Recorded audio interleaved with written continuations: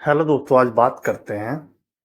आपने बहुत सारी कहानियां सुनी होंगी, बहुत सारी स्टोरी सुनी होंगी, जिसमें कि बताया जाता है कि कभी भी इंसान को घमंड नहीं करना चाहिए।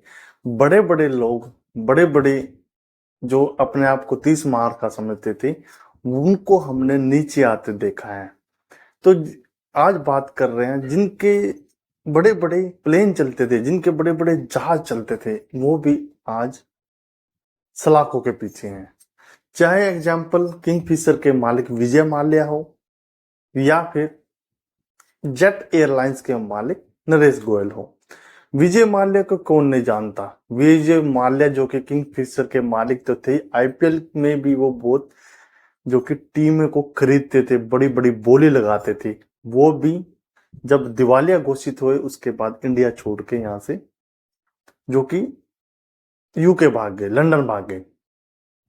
और दूसरा जो केस है जो कि नरेश गोयल का, जिनकी जिनकी जेट एयरवेज के प्लेन चलते थे और 25 साल तक जो अपना राज किया मार्केट के अंदर, और उसके बाद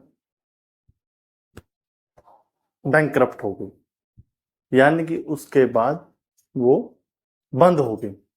तो आज उसी के बारे में बात करेंगे, जो कि नरेश गोयल अभी जेल में है, मुंबई की अर्थर जेल में। वहां से वो बोल रहे हैं कि मुझे जेल के अंदर ही रहने दो, मुझे यहीं पे सड़ने दो, मुझे निकलना नहीं है। ऐसा क्या हुआ कि उनको ऐसा बोलना पड़ा।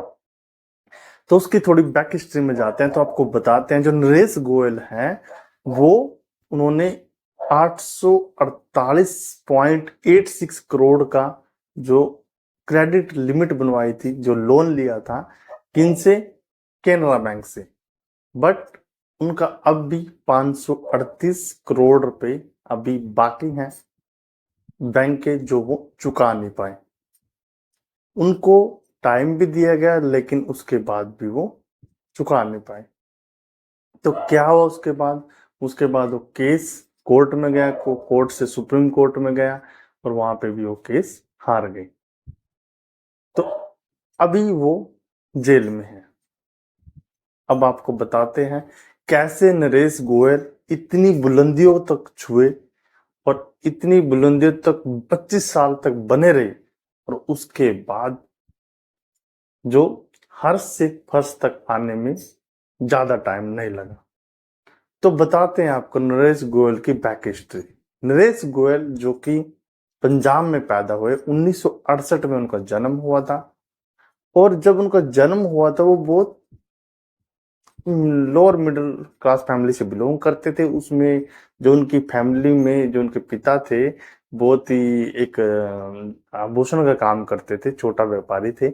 11 साल की जब नरेश गोयल थे, उनके पिता की डेथ हो जाती है। उसके बाद उन्होंने सारा का सारा काम संभाला, उन पे जिम्मेदारी आ जाती है, तो वो अपनी जिम्मेदारियां निभाना स्टार्ट कर देते हैं। हालांकि वो जो कि पटियाला में एक कॉलेज था, विक्रम नाम से, उसमें उन्होंने ग्रेजुएशन की, और ग्रेजुएशन करने के बाद तब उन्होंने, फाइनेंशियल कंडीशन बहुत ज़्यादा खराब थी, तो सोचा कि हम जॉब करते हैं। उनके मामा की एक कंपनी थी, east and west travel agency के नाम से। उसमें नरेश गोयल ने 300 रुपये सैलरी पर महीना सैलरी से काम करना स्टार्ट कर दिया। जब उन्होंने काम करना स्टार्ट किया, तब उनको लगा कि हाँ, हमें कुछ कर सकते हैं। तो क्या हुआ, उसके थोड़े दिनों के बाद 1971 में उन्होंने जो कि दो कंपनियों में काम किया, एक MEA और दूसरा AYA, जो कि रॉयल जॉर्डियन एयरलाइंस के नाम से। उसमें रीजनल मैनेजर के पद पे काम किया, और उसके बाद MEA मिडल ईस्ट एयरलाइंस में जैसे टिकट रिजर्वेशन या फिर ट्रैवल एजेंसी के बिजनेस में काम किया, उसकी बारीकियों को समझा। और जब उनको बारीकियों को समझ गया, उसके बाद 1974 में अपनी माँ से 15,000 रुपये लेके, उसके बाद उन्होंने अपनी जेट एयरवेज की ट्रैवल एजेंसी स्टार्ट की। उसमें पहले वो टैक्सी बुक करते थे, जो इंडिया के अंदर अंदर, हालांकि उनका हेडक्वार्टर मुंबई में है, तो वो टैक्सियों से ही उन्होंने अपना काम स्टार्ट किया था। जब काम स्टार्ट किया तो उनकी निकल पड़ी, और ऐसे निकले कि उन्होंने पीछे मुड़ के देखा ही नहीं। तो वो चलते गए कुछ टाइम के बाद उन्होंने सहारा को 1050 करोड़ में खरीद लिया। 27 प्लेन साथ में खरीदे और 12% की हिस्सेदारी उनकी थी। कुछ लोगों का मानना है कि उनका जो डिक्रीज पॉइंट ये भी था। और दूसरी तरफ उनके जो कंपटीटर थे, चाहे वो स्पाइस जेट हो या फिर इंडिगो हो, उन्होंने अपने जो प्राइस थे, प्रीमियम प्राइस, वो बहुत कम कर दिए थे और उन्हीं को वो कम्पीट नहीं कर पाए। ना तो इनके पास अच्छे इन्वेस्टर थे और ना ही ये अपने कर्मचारियों पे विश्वास कर पाए, क्योंकि विश्वास से ही जो बिजनेस चलते हैं। जो हालांकि उन्होंने कुछ टाइम के बाद अपनी कंपनी से, जेट एयरवेज से 1900 कर्मचारियों को निष्कासित कर दिया था। हालांकि उनको गवर्नमेंट के हस्तक्षेप से उनको दोबारा रिज्वाइन करा दिया था। जब उन्होंने 1900 कर्मचारियों को निष्कासित किया तब उनकी बहुत बुरी, बहुत बेकार उनकी छवि बन गई थी, जिससे कि उनको सामना करना भारी हो गया था। तो ऐसे जब वो उन्होंने हालांकि उन्होंने ज्वाइन कर लिया दोबारा, उसके बाद 2019 में वो जब सुप्रीम कोर्ट में केस पहुंचा तो वो बैंकरप्ट हो गए।